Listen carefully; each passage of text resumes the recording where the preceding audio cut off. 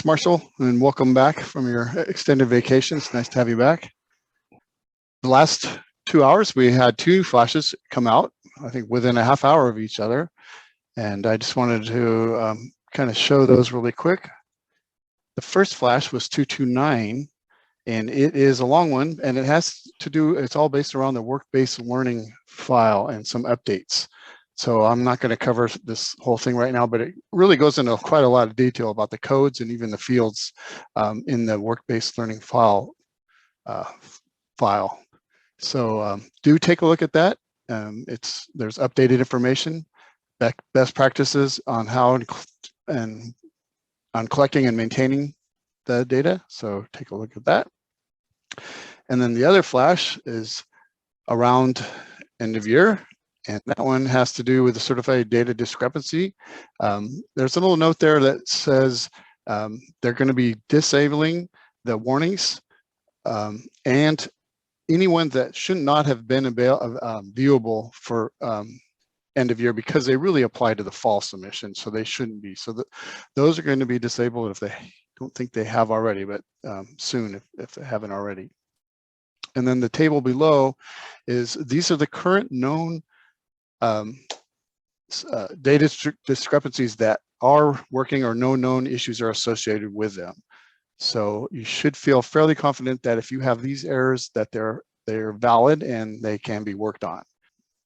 And then we always have the known issues document that has all the current issues, and we're adding more every week, although we didn't add as many as last week, so maybe that's a good sign. So do take a look at these active issues on this known issues list when you get an error. This also lists the ones from the Flash 226 that were known issues, and those are being worked on as well. So we're making a little progress on a lot of the issues every week, and I'll have Angela kind of cover if there's been any updated information there. Angela? I would add, Gary, that table that Alex has up right now is up to date as of 3 o'clock, although I am in the middle of writing one for end of year 1, CRSC 0231 is not supposed to be triggering as a certification data discrepancy. So it won't be in the list there, but it'll be at the top as a known issue shortly. It's not there yet, and we do have some fixes going in tomorrow. So let me share my screen. I'm going to steal from you for a moment, Alex. Okay, the one highlighted in yellow there is one that got introduced with the release last Tuesday, and we recognized that it was high severity impact, so it was patched, I'm going to say, on Thursday for you. So it's included just as a bundled with this next tomorrow release, but it is already in production. And these are the rest of the items. I'll leave that up for a few minutes here. I don't think we have anybody from CDE yet that has joined us. Is that correct, Marshall? Do you see anybody? I do not see anybody yet, but I'll keep looking.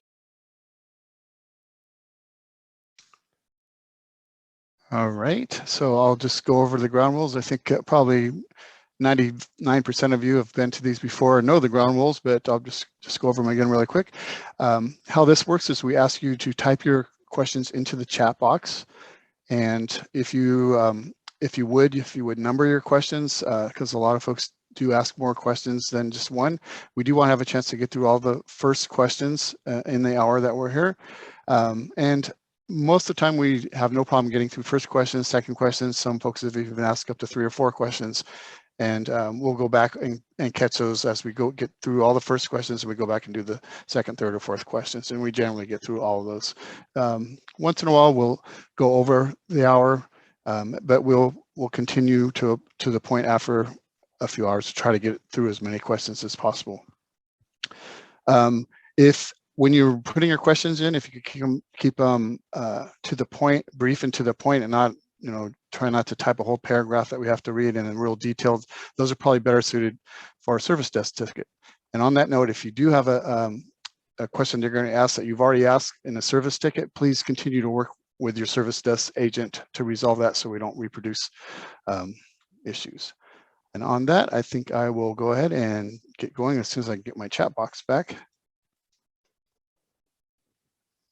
And so far, we have a few questions here. Okay, so I'm just going to start at the top of the list. First question is from Jennifer.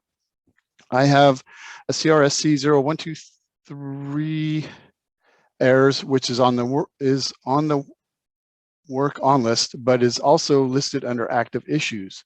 Which is it? I can answer that. I think that was my fault, Jennifer. Just juggling so many things. You are right, it's a defect. And so I failed to have it removed from work on. So a cautionary note that oftentimes when we're working and building these lists for you, things get out of date very fast and stale. So in this case, CRSC 0123 is still on the known issues list. You should take a look at that error, and so it should not have been on work on list. Okay. My mistake. As Alex is pointing out, and Cedric in the next comment, it's a defect 6217. Okay, next question from George. We have thousands of IVR 0116 errors when uploading the STAS files. When will this known issue be resolved? Will the end of year deadlines be extended? I'm not sure when the 116 will be resolved. It is a high-level defect, so I would assume more sooner than later. It's the one we have is for SSRV, not STAS. Oh, it is for SSRV. Ah. So we don't have a STAS, I don't think. And I'm not sure what the 116 is, but if we don't have one for STAS, I would ask that you put in a ticket so that we can get one logged if it is triggering invalidly. And it's happening when you're uploading STAS files. Okay. Is it a warning? It's the input, right? So it's not a CDD. It's a it's an input. It's an validation. input. So that's not going to be on the list. On the list is what are the certification data discrepancies, but it's not to work on. But the known issues doesn't have the STAS IVR 116 as a problem. So. Yeah, so we may need to do a little investigation. If you feel it's triggering invalidly, go ahead and put a ticket in, and we'll take a look. And George, you didn't put your district in your name. If you want to at least type it in the chat, I can try to take a look while people are chatting on the rest of the call. Thanks, Angela. And George also asked, will the end of year deadlines be extended? But I don't think we have anyone from the CD on. Well, Martha? but they did say in the multiple flashes that have gone out, that they recognize that the system with its deficiencies makes it hard for you guys to meet the end of August deadline, and that they will communicate, what they plan to do about that. They're just not ready to make that communication yet, but they're not going to leave you high and dry. But we don't know yet. Still have a lot of unknowns. Okay, and next question is from Jita. Question 1, SPRGs 70 and 77 seem to still be showing up. I remember seeing them as fixed. I think we've done some partial work on these, but we still have some more to go. Yeah, there's still some active ones. There's 6228 right there for both of those. So unfortunately, there's still some issues with those. Yeah, and so that it'll run tomorrow is it's part of tomorrow's release, and there is a script to clean up as well as part of that bug fix. So check tomorrow afternoon, and again, if there are any CDDs that are resulting of that, you won't see those fall off your revisions until you get a new revision, which can take up to 24 hours. Okay. Colleen asks, can a course that is dual enrollment with a community college count as a CTE capstone course? I believe the answer is yes. Yeah, and there's different, so the CTE capstone course would be captured in the state course code. And then there's a different field within the course file, non-standard something or other,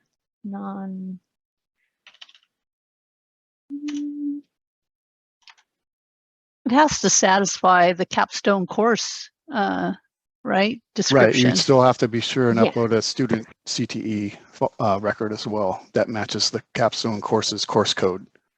This one. Yeah. And this field would need to be either a 23 or a 24, which identifies that it's either dual credit or a Credit. college credit. Thank you. College credit. There we go. Thanks, Alex. From Alex Young-Riquez. Is the E156 exit code just for special ed students, or can it be used for all alternate ed students who continue past grade 12 as well? Thanks in advance. E156. I don't think it's Not tied to special ed, restricted. yeah. But she said alternative ed for that are continuing on. If they didn't get a diploma and they're like a 5th year senior. Yeah. For any student that's in grade 12, that's going Yeah. to continue on for next year. Yeah, because before they had the E155, but they want to Mhm. keep that these seniors that keep going separate from that. Mhm. Okay, from Claudia. I always did a 185 TK program for students for the first year only. Last year, Brandy told us to create a 185 program for each of the 2 years the students participated in TK. Flash 228 said that the program should be closed after the end of the first year. Claudia is really confused. When a student completes the TK program, that is, completes the first year of the 2-year kindergarten program, LAA should submit an education program membership end date, which indicates that the student has exited TK. Students enrolled in their second year of kindergarten should be participating in a regular kindergarten program, and LAAs would not submit a TK program record for that student. So I'm not sure I understand. It sounds like you should only use it for the first year, and the second year using use KN. But I'm not sure I understand exactly what the question is. I think in previous Q&As, there's been questions about whether or not an LEA can have a TK program span 2 years and then do kinder. And so a student would have a TK program for 2 years and then do the kinder. And I don't have an answer for that. Yeah, we may need But this if is. Oh, go ahead. they're in the TK program for 2 years, they've been in grade KN for 2 years. That's true. Right? Yes. I don't think there's anything that prohibits that. I don't think. I don't know of any validation that will come up. So But maybe you're we're not saying, but understanding she's saying the that question. She's saying that Flash 228 says that it should be closed at the end of the first year. We may need a ticket on that and some follow-up.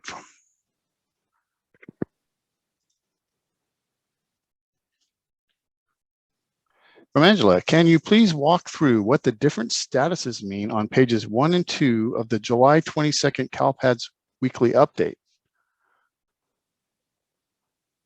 Okay.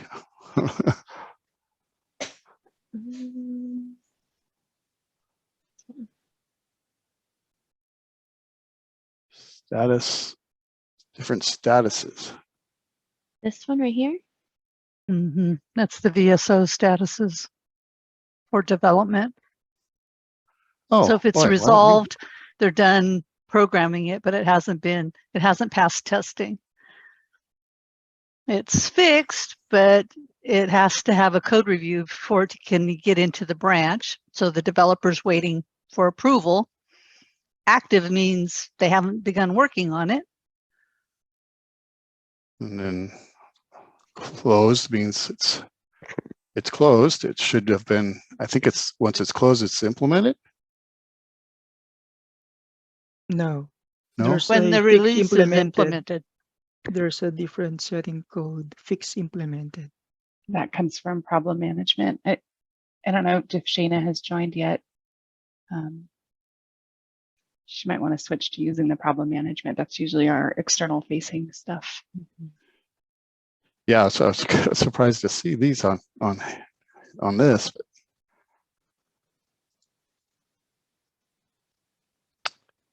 So that's kind of what we have for those. Shelley asks, do we have a status for the SPED 432 PM 6218?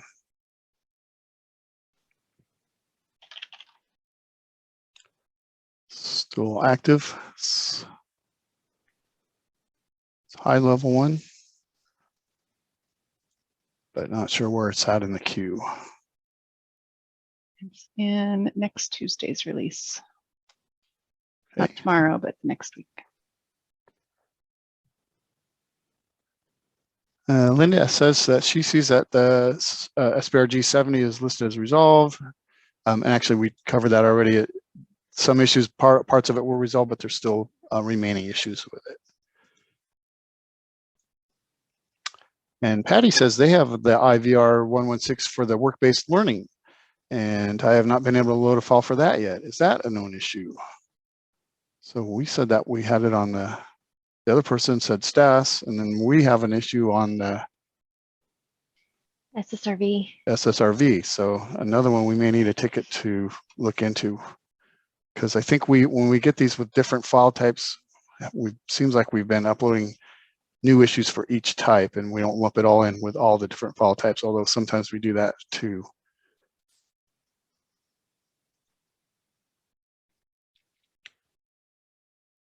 Oh, George says he's from Coachella Valley. Yeah, I'm looking into his. It's interesting. The first student I looked up, that record is posted. So that student has a STAS and it matches what he's uploading. So, and the student is only in the file once. So still digging, George. If I need to, I'll log a bug off of your ticket. Okay. Ethan says he opened a ticket, but no response yet. A couple of CERT 163s, missing student instructional support indicator that you don't understand how to resolve because the indicator is populated when looking at the incident in online maintenance. Is there a known issue with this CERT error? It's not on the page. One common factor with both instances of this error are that the incidents were created via OM, not via the extract submission.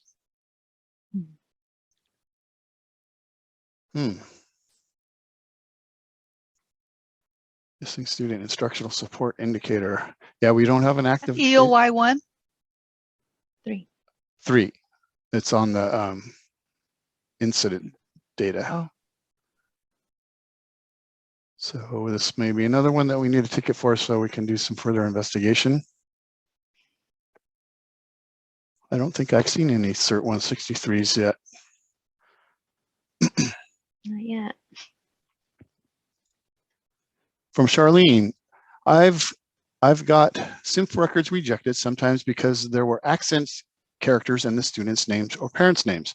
This morning, I successfully uploaded an SSID SENR batch file with an accent character in it. Does this mean CALPADS won't be able to take accent characters eventually? So we had an issue with special characters, but I thought that was resolved. Oh, except for this IVR 009. Yeah, and that is still being worked on. And yes, the answer is yes. Ultimately, they want you to be able to upload the names as they exist in your SIS. Okay, and Rebecca has some information for Claudia saying the TK is part of a 2-year kinder program.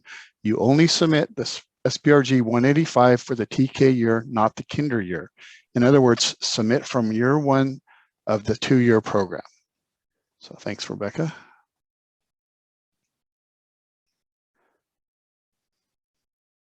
There's actually a lot of, Ethan also gave some information as well as Terry, so thank you.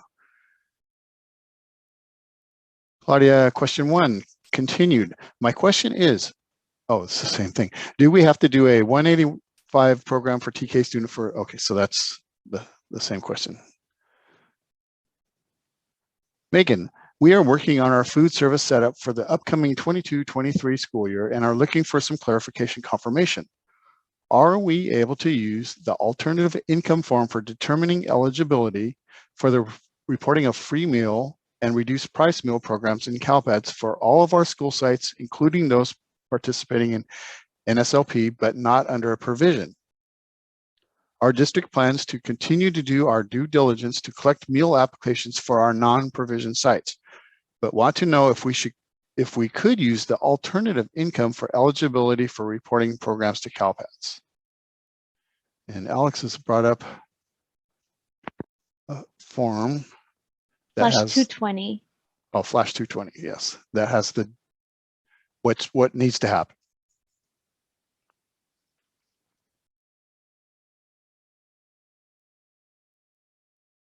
So the bottom line is NSLP, if you're participating in the federal program, if that school is, then you have to use the application. If it's provisional or not in running the national program, then you can use the alternative form.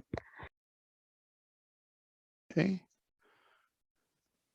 Claudia wants me to read Ethan's comment at 3:15, so we'll go back.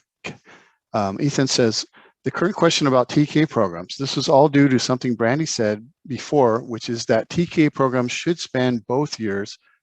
This was different from what everyone did and now different from the flash guidance. Yeah, again, since Brandy's not on the call, can't really do much. So we may need a ticket on it, and we could get clarification from Brandy later.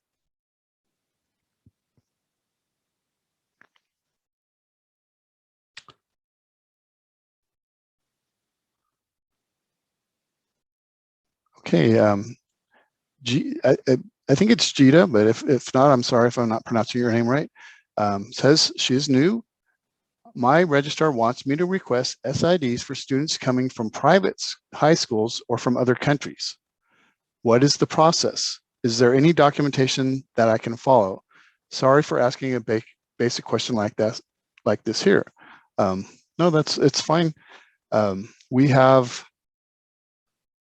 some documentation, and Alex is bringing up on the screen right here. There's a video, the new SSID assignment process, and you can follow that. I think it's a fairly short video, but this is a good place to start and kind of fills you in on all the steps of the process as it is today. But I would go back, and that CALPADS is supposed to be K-12. That's what we originally collect data on, students in grade KN all the way up through grade 12. And the only students that we get SSID for that are in private schools are the ones that are students with disability. So if they're a regular private school, you don't get SSIDs for those kids. And what else did she say? From other countries? Yeah, if they're going to school as a foreign exchange student, then yeah, you get a SSID for them. Because you're enrolled in your school, taking courses, etc. I think the CALPADS data guide could give you some insight of the students that CALPADS collects data on. That could help as well. Yeah, and that's available on the CDE's CALPADS site under the system documentation. Right there. And the data guide is right there.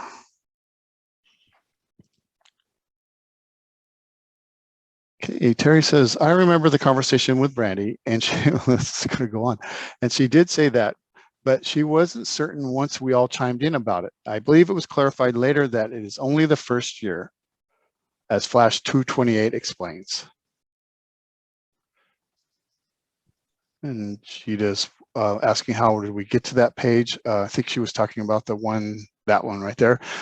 You can go to the what's new, if you're logged into CALPADS, what's new, and then their post process. You have to go to the user manual, don't you? Mm-hmm.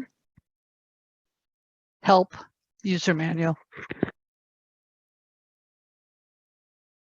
And then go to what's new and post process. I'll put the link on the chat. All right. Rebecca, apologies in advance if this was already asked. I have 21 CERT 123s, missing or invalid SCSE record for the CTE completer. Is this an error or should I work on these? 21 of them. I think it's not a cert error, right? It's the CRSC. Yeah, the 123. 123, that's the CRSC, but the one CERT 123s that I have seen are not a known issue. They're valid. What was happening in those cases, in the tickets that I've had, is they've uploaded an SCTE, Student Career Tech Ed file with the pathway, but the pathway that they put in did not match the course code that the CTE course code that's listed in the valid code combinations document, that you can look up the pathways and then the course codes that are associated with that. They in the couple tickets I had, they had CTE courses, but the course codes they used did not match the pathway in the SCT for the completer. So either they had to change the pathway or they had the wrong CTE course code. I think there's a video if you scroll further down in that page. Oh no, it's not there. Okay. But definitely, this is the really one of the handiest tools we have is this valid code combinations document, which is also on the system documentation page and actually at the bottom of your CALPADS pages that you can get to, and you can plug in your codes, and then there's a column for the pathways so that you're making sure you're getting the right pathway with the right code, with the right course code. And one thing I always do is the last column is I go and I set that to NA, because it'll list, if you don't have it set to NA, it will list all the codes from all the previous years, and that kind of trips some people up. I had a ticket the other day, they were using CTE codes with the 2000 course code range, and I had to tell them, no, this retired a long time ago. So that way you're not looking at a bazillion codes, you're just looking at the current active ones.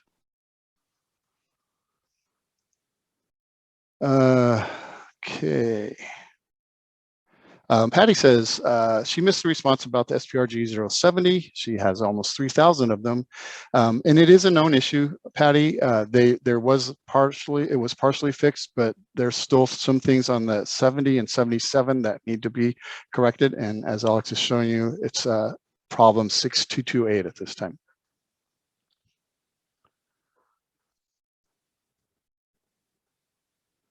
Okay, so Gita says they are moving to our public school from a private school for 8th grade. So yeah, you definitely need to get an SSID number for them if they're coming to a California public school. And I think you may have already, you asked this after we showed you how you can get to that SSID assignment video.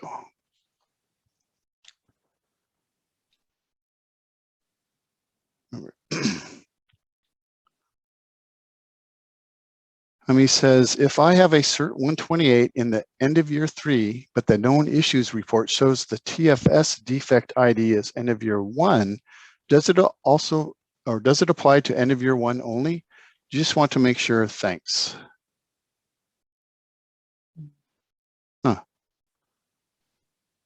I think probably when we wrote the ticket, we weren't double checking what EOY it was in.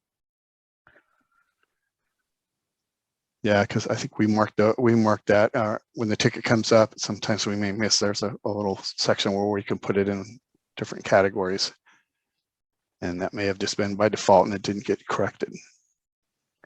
CERT 128. It's about absent summary, so It's it is the missing EOY 3. stas. Yeah, it would be AOI 3. Yep. It's the missing stas record. I will fix it right now. So Kyron, our next update will have a corrected version of it. Okay. Thanks for pointing it out. Kyron usually catches me on that. You missed 2 gatekeepers. Okay. Alex posted that link for the SSID assignment, Gita. Natasha asks, we have CERT 126 errors for students showing STAS data that is a duplicate of last year's STAS data. We have not submitted our STAS data for the 21-22 yet. Is this a known issue? 126. That sounds familiar. It's missing primary or short-term enrollment record for a student with an absence summary data. Is this the one where we saw some cases where some LEAs last year posted status records for this year, maybe? Mm-hmm. So is this Escondido Union High or? Yes. Escondido Union School District. There's I that incident where you had the NPS. Remember if another LA has an NPS enrollment and the NPS overrides the other school's enrollment status record, something like that. Or is that? But they say they haven't submitted their stats for this year yet.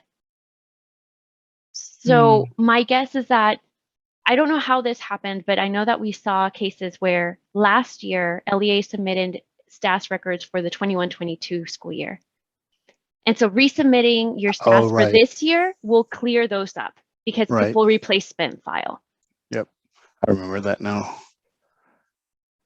Can we go back to the CERT 128? That the bug on that one is happening to a bunch of CERT errors where there's no SSID listed.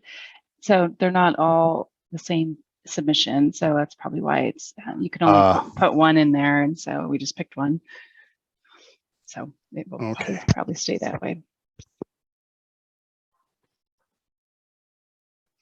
And at 3:28, Kyron posted the video for the resolution of the CERT 123. Eman says, I still have the SPED 405 issues for listed, but when I check one of the students has amendments to the IEP when the student was not 5 years with a program setting of 400. I could be wrong, but it seems the system is ignoring the amendments. SPED 405. We did a fix on that last week. Perhaps maybe we need a new revision. I think we have to take a look to see have they all been cleared since we did the fix. Okay. So Iman, tell us what LEA you're with. We can check to see if the revisioning has an issue, or it could be what they fixed. It needs to be further refined, but it was fixed last Tuesday. And then we had to refresh everybody, their counts to get clear.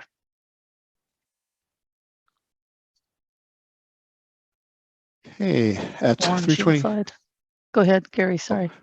At 3:29, Rebecca posted a link for Megan of a cheat sheet that Brandy created. No, you created with Brandy's help that provides guidance on forms to collect to determine the 181 or 182. And she put the link in there for you. Thanks, Rebecca.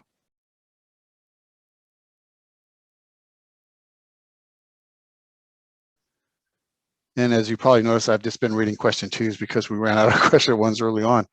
From Linda, I have corrected the CDDs for the end of year 3. Can I rerun those files and move on to the end of year 1 while I wait for the 70 to be resolved? Or am I stuck here until it's completely resolved? You rerun those files. So if you've corrected them, they should just go away. I'm not understanding why you would rerun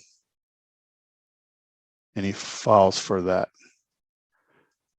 But if they're related to the 70, you should wait till that part's resolved. But you can work on other submissions if applicable. Yeah, I would say we don't need to have them wait for one submission to be done and fully done, completed before you move on to the next one. So if there's nothing else you can do for UI 3, then you can go on to UI 1 or 4 and just kind of keep going till you can't do no more. Yep. And I have to go back to CERT 128 one more time. Okay. So sorry. So Jaime, I looked at yours and they it's not the same issue as the bug. So they look like they might be valid. So don't wait for that known issue to get resolved. That one is about The bug is about the SSIDs aren't listed and yours are, and they appear to be valid students who are missing STAS for 21-22. Okay. Linda says, another question about the SPRG 70. Instructions in ARIES say to extract 10 years of records. Is that how CALPADS wants us to extract the ODS, or should it just be the active students? I'm pretty sure we don't want 10 years of records extracted and sent up to CALPADS. Does that ring a bell with you, Alex? The only thing I can Yeah. think of is maybe you're trying to run an ODS reconciliation. But I believe that the regular SPRG extract just does for the current school year. You can do either, right? But I think it defaults to active year. If you're pulling it, well, I guess it depends on what you're pulling, right? Is she asking about pulling it out of CALPADS or pulling it out of ARIES and putting it into CALPADS? Wants us to extract ODS. Yeah, I would think it would just be students. If you're working on end of year, just students related to end of year. From Russ, similar to the question earlier regarding the stats from the next school year, I am having the same issue of records showing up when I didn't upload them. I tried uploading a new stats file, but when the year in the file is set to 21-22, which is this year, the file fails and says I do not have ownership of the students when I do. Stats files will upload for the 22-23 year though. Yeah, you probably don't want to do that because then you'll end up with this error next year maybe. So I think it's an issue with CALPADS. I do have a ticket open with Angela on this. If you could put your ticket number in, Russ, I want to make sure I haven't lost track of that one. I do find something funky with the GER5 ownership error on STAS where if I go edit the enrollment record, the 21-22 enrollment record, just open it and post it, and then do the STAS again, the error clears. So that might be something to try, is to post your 21-22 enrollment file again, and then follow that up with your STAS and see if that clears it. But do put your ticket number in if you can, and I'll go find it. From Eric, knowing that we have many certification errors that we can't clear at this time, our deadline for the CELPA certification remains August 12th. We cannot work with the deadlines they're giving us. They need to consider extending the deadline and notifying LEAs. We'll let the SPED office know that the CELPAs are still asking for approval in mid-August, and they need to communicate with the CELPAs that that's not appropriate at this time. It's the best we can do, Eric. Sorry, didn't realize your CELPAs are demanding certification in August. 338, Linda posted a link from ARIES support that says CALPADS extracts SPRG ODS reconciliation. So that looks like it has something to do with 10 years for reconciliation. Mm-hmm. But it's not necessary for end of year, right? So the reconciliation is for you to make sure that your records in ARIES is matching with what's in CALPADS, and those two are mirrors of each other. But it's not something that you need to do for end of year 2 purposes, unless there's something like fundamentally wrong with a bunch of your records. But I would say work with ARIES support and maybe they can help you, because I don't think that you need to go back 10 years necessarily. I think maybe that's just a recommendation. Blake says he has not been able to upload a stats file either. And I wonder if is it GER5 or the 116 error? We did find something strange with George's data. The student absence exemption indicator, it's a yes/no field, but somehow his got posted with an NA in the field. And so now he's sending it up with an N, and it's treating it as a duplicate. So I wonder if, and that's the 116 error versus the ownership. Huh. So we do have this one where we are getting NA and OM. Oh, good catch, Alex. That's a medium. George has several though. And Was that a display issue or? I Is it think it's actually- also in the extract, if I remember, or, oh, no, I can't remember the extract. I wonder if it's So- posting that way, and that's, Mhm. yikes, that would be a higher priority then. I thought it was just a display issue. Mm-mm. And the reports are all wonky because of it. 6256. Yep. Mhm.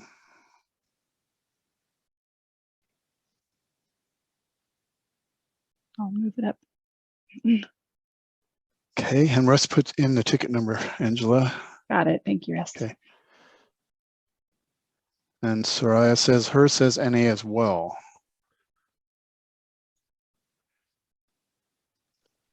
Kara asks, as a SOPA approver, I cannot certify end of year 3 or 4 until I have reviewed each of the district's data to assist them in correcting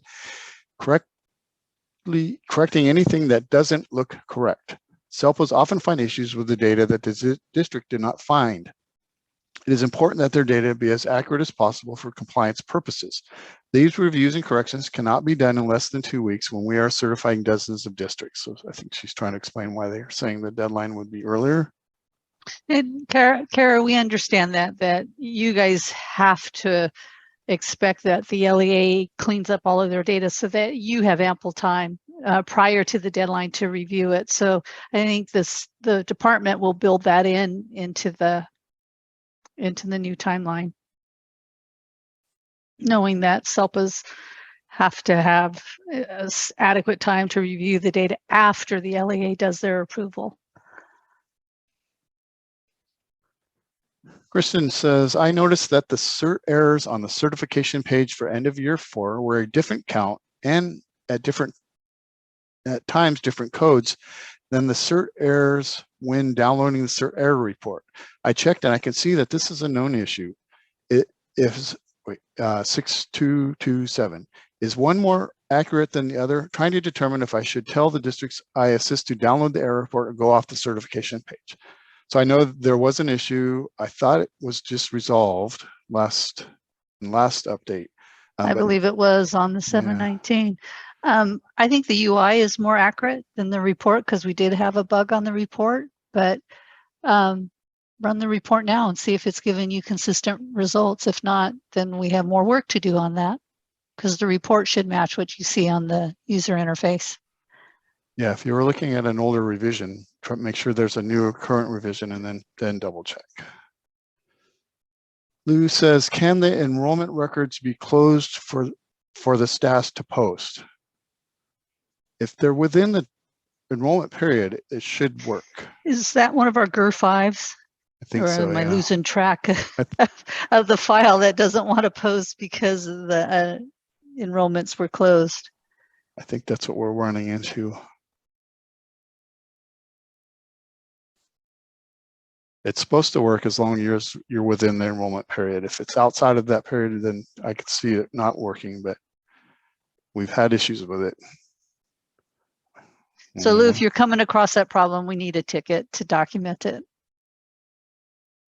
That's the one where Angela found that workaround where Oh yeah. you repost an enrollment record, and then Oh, right. after that post successfully, you don't have to change anything on it. Then you can resubmit your SAS and it should go through. But if that's all of your kids, that's Well, Horrible. I mean, it was a suggestion to upload your SCNR file again. Oh, rather the, than- Oh, the whole file. Yeah. Okay. I mean, oh. I did it through OM, but Russ is on the call saying he tried that and it did not work for Oh. him. So I'm trying to verify that. So maybe it is just OM that does that.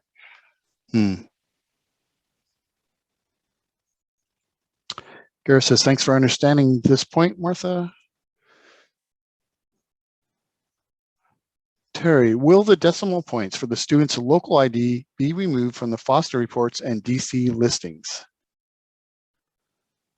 didn't know they were there. I didn't either. I guess you could put decimal points in. I don't know that I've seen local IDs with decimal points. Can we get a ticket on that so that we can log something?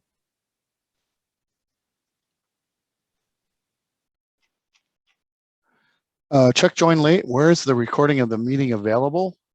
I think it gets posted later.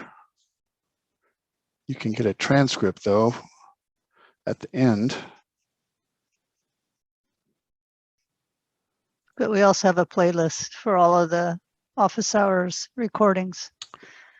And that's on the CSIS page, and you can go and there's all the recordings for the last 6 weeks. And we just cycle those out as the next week comes up.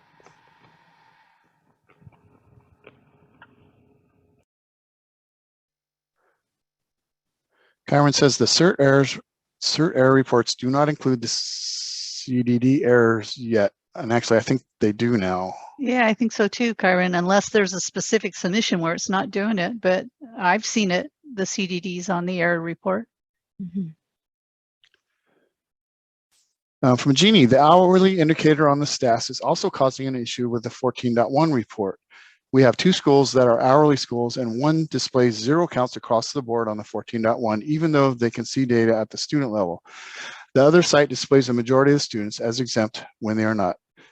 One thing on the 14. report you want to make sure and select, and Alex is taking us there right now,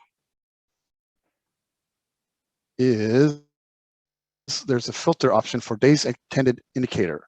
That is, you want to change that to all, because by default it's set to greater than 0 days attended. But you also want 0 days attended because of the other columns that have days in them. This report isn't counting those as days attended. And maybe there's going to be a change to this report, an update to this report, but select all, and then you should see the students show up on that report. The 14.2 doesn't have that filter. That's why they're showing up on the 14.2, but not the 14.1. Oh, it says, yes, I have enabled that filter already. Same results, unfortunately. So, I do have a couple tickets where they're saying the staff is not pulling in any information. So we may have I another don't, issue. yeah, but I don't know that I don't know that I've come across that it's a hourly indicator yet. So Jenny, if you don't, if you haven't put in a ticket already, you can put attention Alex and I will take a look. And if you have an SID example, that would be great. Thank you. Blake says, on the stats file issue, we have Infinite Campus as our SIS. They have a bug on the stats extract. And it is adding up days incorrectly. Waiting for a fix on that. I don't think it will be available until the end of August. Campus has a few issues there working on to catch up to CALPADS. Good to know. I'll report that back to the department. Lou says she has had a CDD appear on the cert report, but not on the UI last week. If I see a discrepancy between the report and UI, I'll submit a ticket. Or submit a ticket? Yes. And Jeannie's going to give you a ticket, Alex. Yay. Okay, we're at 350.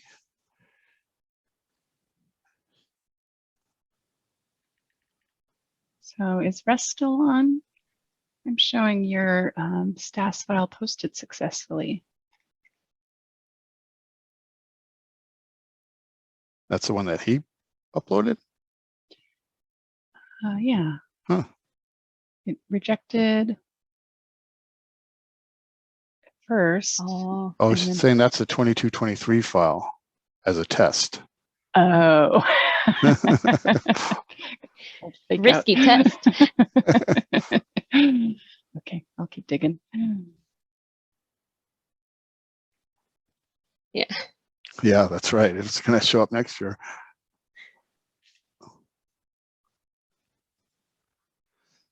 Natasha wants us to repeat the announcements from the beginning for those who joined late.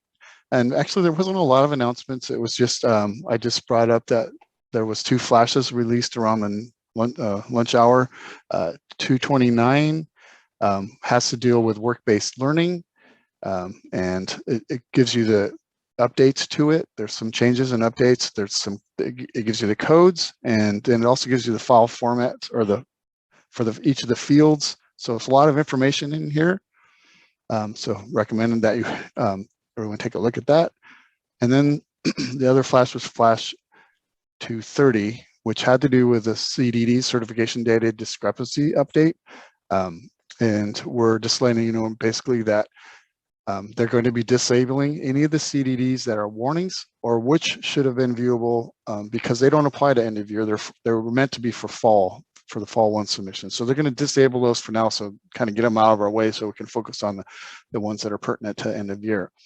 And then there's a table here of the SSA or the CDDs that can be worked on. At least at this point, they have no known defects related to them. If you do find that you're getting these and they seem invalid, then of course submit a ticket. Yeah, these like should for be good. example, the column EOY3, the SOF 502, it was recently discovered as a defect. So at the time of when we created this chart, this is what we knew, but things keep changing hourly and Yeah. daily. So there's that.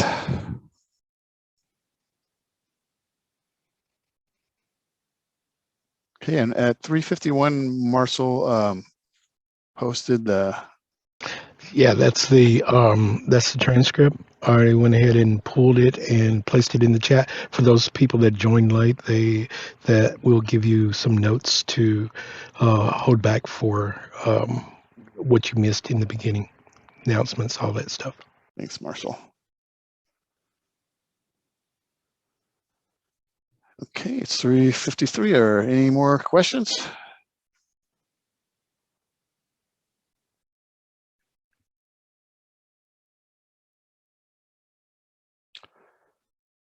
Well, if not, I'd like to thank everyone.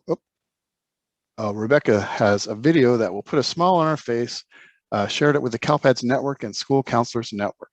So there's a link there if you want to have a smile on your face. Thanks, Rebecca.